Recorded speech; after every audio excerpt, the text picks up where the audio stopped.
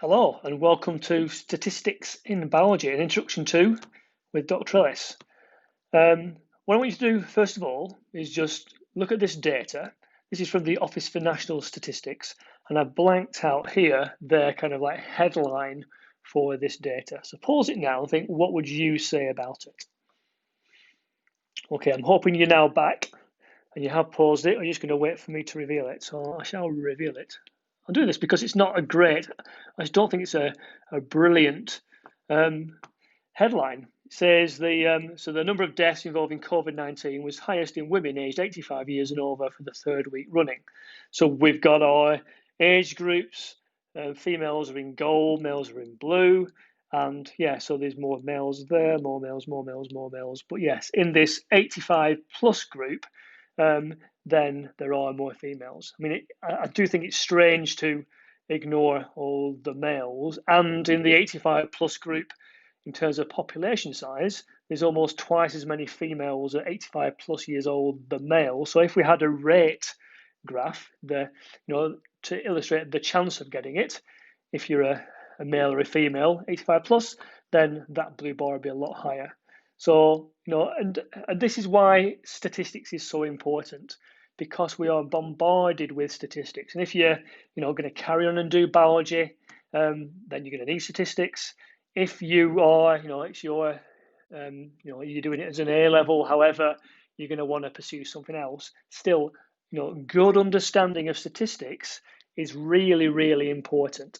Okay, because it's misleading, and I will be questioning, what's the person's motivation for this headline? And it could be something as similar, as we want to highlight the fact that women shouldn't be complacent. All the hearing in the media is that males are more likely to get it than females, and therefore we want to show that that's not always the case. So, I'm not saying that this is, this is dodgy data at all. This is completely factual. It'd help, I think, if they gave you an idea of population sizes, or they had accompanying data with the rate of infection. Yeah, the rate of infection will be much more useful to know. Okay, so yeah, so that's what we're going to do today, is look at statistics. And I'm going to use the COVID-19 data just because it's current, and therefore, if you watch the daily briefings, we're kind of bombarded with graphs and things, and we're expected to kind of understand it.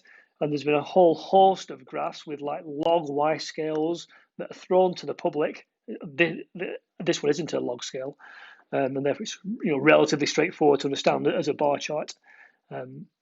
So let's have a look at some more data. So I've took some more data off. Once I learn how to scroll. Sorry, this is, I shall zoom into this. So I'm really interested in basically, am I more likely to die as a teacher? So it says table 4. Again, I'll read it because it might be small on your screen. It says deaths involving COVID-19 and all causes among sub-major occupation groups by sex. So between 20 and 64 years old, England and Wales, so not Scotland or Northern Ireland. And it says deaths that have been registered up to the end of 20th of April 2020. And it gives a proviso that this data presented here is provisional and will change when more data comes in. So yeah, there's male data here. So all this is male data, and as I scroll across, there's the female data showing the same things. And I've got deaths involving COVID-19 on a death certificate, and then all cases of death. I'm going to ignore the all cases of death because there's far too much data here anyway, and then it repeats for female. Okay, and there's my group. Where are we? Finally decent pen. So yeah, teaching and education professionals, 22 deaths. And I've got 6.7, 4.1, 10.3. I'm going to ignore the next column. Let's find the same for female. And then so that's the same for, wrong pen. Get used to that. I'll be doing lots of that. So yeah, so there's our female data on the same line. So yeah, 25 deaths in females. 22 for male. Oh, good. That, well, as in, obviously, every death is tragic. I'm saying good for me as a male. I'm less likely to die, but I'm not, because if I look at the rate, it's 6.7. Zoom in a bit. So 6.7 for males. That's 6.7 deaths per 100,000 population. So per 100,000 teachers that are male, 6.7 are dying. Let me just check that I've got that right. It's not, yeah, it is 100,000. So these are age standardized rates.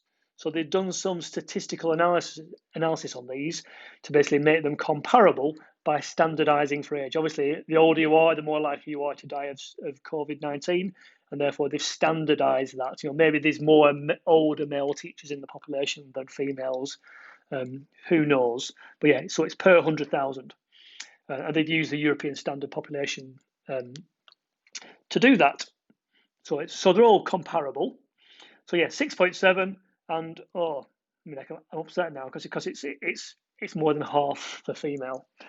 Right, so that is a bit upsetting. Then I've got this lower and upper CI. These are our lower confidence intervals and upper confidence intervals, and this is what we're going to be doing a lot more of now, because these are, these tell me a lot more information. These tell me if my 6.7 is that significantly higher than 3.3. I've only got, there's only been 22 deaths. I'm not sure how many teachers there are in the UK, but it'll be, hundreds of thousands. And there's been 25 in female. Okay, and I know we're all, not at, well, most teachers are not at work at the moment. However, these deaths would have been due to when we were in before the lockdown things. Okay, so what I've done next is I've taken this data, and as we would do all the time, I've kind of plotted it to kind of make it make more sense to the general public. That's what graphs are all about, to display information. So here's my graph. I've tried to make it as clear as possible. I've typed over my bad writing at the bottom because you could barely make it out. But this is, deaths involving COVID-19, age standardization per 100,000 population. I've done males in blue and females in pink. I know that's stereotypical, but I always think on graphs, when you're trying to relay information as clearly as possible, then why not use the stereotypical colours, because that's what's going to be more associated with them and therefore add clarity. I know on the previous graph from the ONS, the Office for National Statistics, they avoid pink because they don't want to be stereotypical. They're happy to be stereotypical for male. But yeah, it's your own personal choice. But maybe I'm old school, but I just think it gives clarity to a graph. So I plotted the rate. Okay, so this is teachers, male and female, and this is COVID-19 deaths. And I put on the confidence intervals. Okay, I put confidence limits here. It means the same thing. So this is our rate, and then we are 95% certain, because they've done a statistical analysis, that this rate here is somewhere between 10 point something and 4 point something.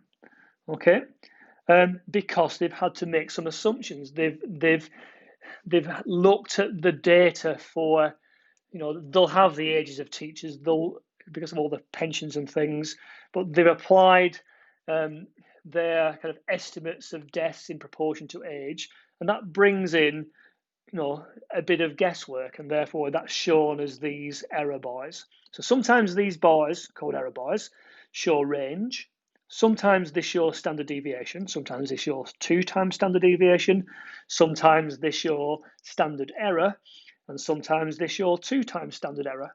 Okay, and here I'm showing 2 times standard error, and it's also called the confidence limits. And because the bottom of this bar and the top of this bar overlap each other, then the deaths in males is not significantly greater than females.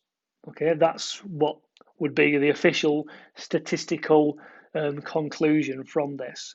It doesn't mean that males aren't dying more than females. It just means I can't say it yet. As we get more data, then odds are, this blue bar will move up as more deaths happen, unfortunately. The pink bar will move up, but the blue bar might move up faster than the pink bar, and then these error bars would gradually drift apart, and therefore you will be able to say it is significant. If we look at, I took two other bits of data from as well. So these are business associate professionals. So kind of like not like bosses of firms, but people who work as a professional capacity within like businesses. And there you can see that there isn't an overlap. So between the male and the female, and therefore males are more likely to die of COVID-19 if you're a business associate professional than a female. There's no significant difference between males, teachers, and business associate professionals. However, that for female teachers is just below that bar, and therefore, they're significantly higher than female teachers. And then I picked a big one. These people who work in food preparation and hospitality. On the previous data, it was down as like textile workers, but when I delved into the data, there was hardly any deaths there. They've kind of grouped these into that group as well. But you can see that there's a massive high death rate. I say massively high. It's just under 25 deaths per 100,000. But I've got enormous standard error bars, confidence limits, because they won't know about the age structure as well. For people who work in hospitality, they won't necessarily know how old that population of workers are.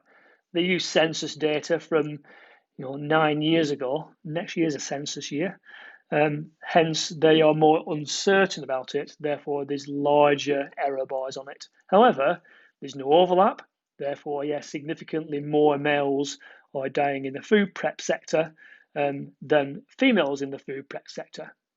However, even though there's a lot more females dying in the food prep sector compared to female teachers and business associates, there's no significant difference because all these error bars overlap.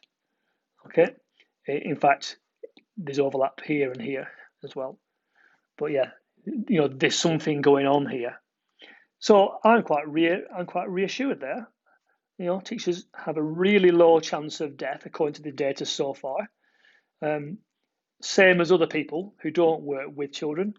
If children were kind of super spreaders, and you were in a room with 30 of them, and then another class of 30 of them, and then another class of 30 of them when we were in school, then some people might think that the deaths for teachers should have been a lot higher.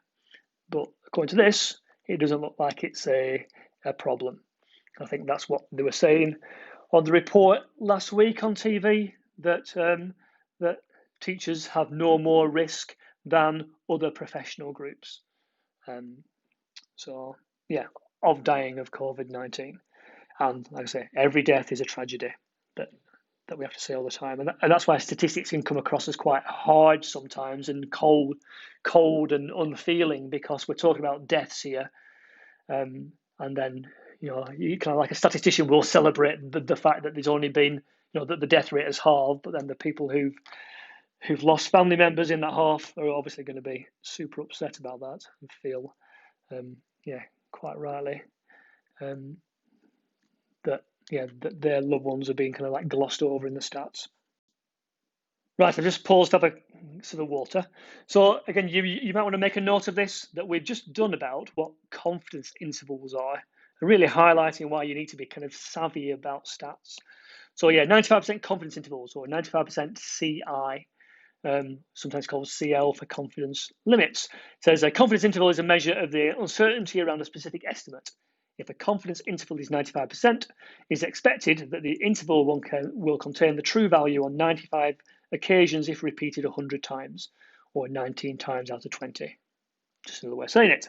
As intervals around estimates widen, the level of uncertainty about where the true value lies increases. So those error bars, the bigger they are, the more uncertain we are.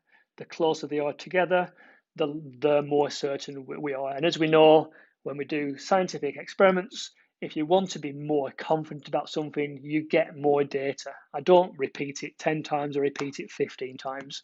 I don't get 15 bits of data, I get 100 bits of data.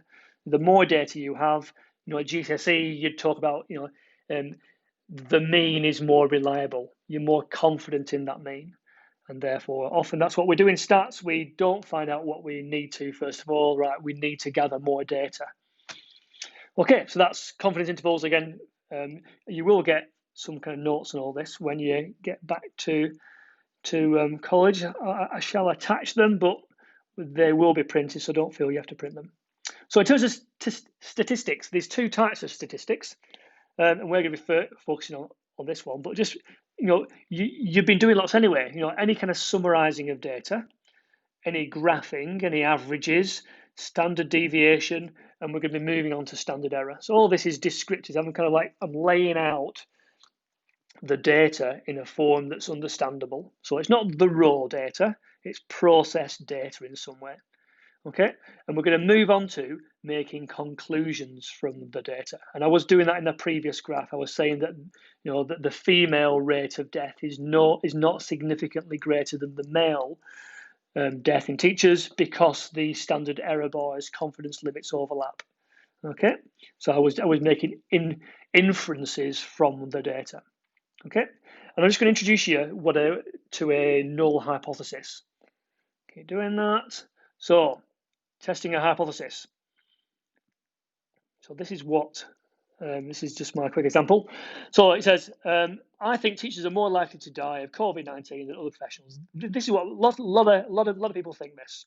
Yeah, because, and I'll put it in brackets because it's not really part of the hypothesis, because obviously if you're in a room with lots of different students, there's going to be a high chance of catching it. Children are really good at spreading influenza, as in they're not as hygienic.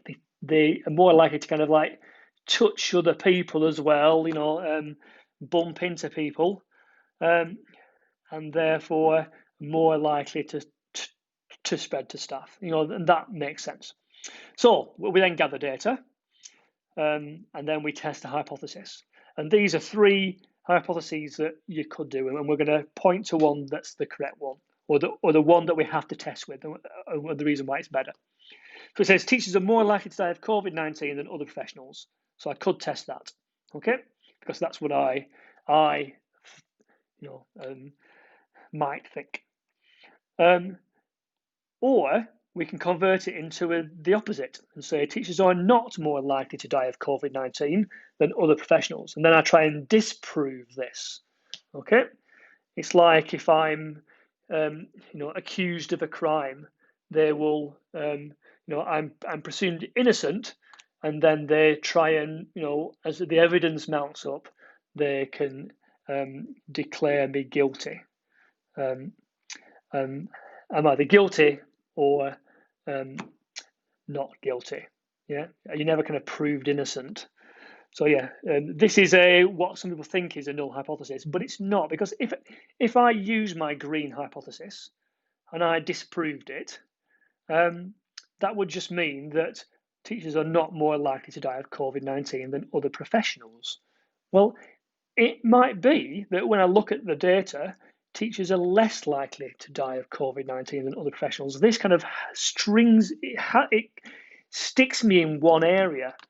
So this is the better hypothesis to use. It's the best one because it means I can, if I disprove this, then I don't limit myself. As it says, teacher deaths from COVID-19 are not significantly different to other professionals.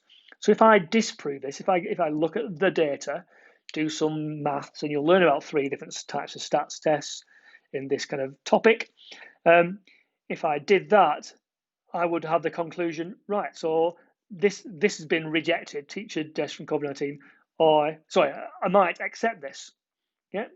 So teacher deaths from COVID-19 are not significantly different to other professions.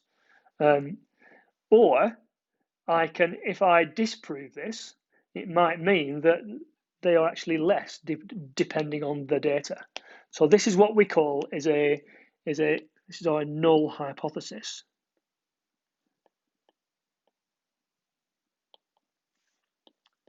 Okay, and that's where we have to start all our stats tests, is come up with a null hypothesis.